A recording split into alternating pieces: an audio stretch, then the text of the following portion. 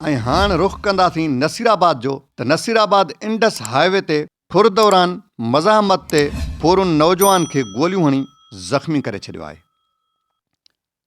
अव्हांखे breaking news खां आगाह कंदा हलूं त नसीराबाद इंडस हाईवे ते फुर दौरान मज़ाहमत ते फौरुन नौजवान खे गोलियूं हणी ज़ख़्मी करे छॾियो आहे।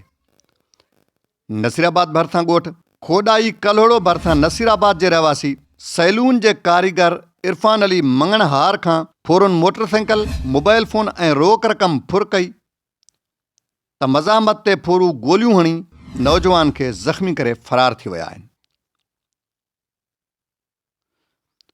ॻोठाणनि नौजवान खे लोडर रक्षा में खणाए नसीराबाद इस्पताल पहुचायो। अव्हांखे ब्रेकिंग न्यूज़ खां आगाह कंदा हलूं त नसीराबाद इंडस हाईवे ते फुर दौरान मज़ाहमत ते फौरुन नौजवान खे गोलियूं हणी ज़ख़्मी करे छॾियो आहे। ॻोठाणनि लोडर रक्षा ते ज़ख़्मी इरफान अली मंगणहार खे नसीराबाद इस्पताल पहुचायो, जिते ज़ख़्मी नौजवान खे तबी इमदाद ॾिनी वई। ज़ख़्मी नौजवान इरफान अली मंगणहार खे ॻणती जोगी हालत हुजण करे लाड़काणो इस्पताल मुंतक़िल कयो वियो आहे।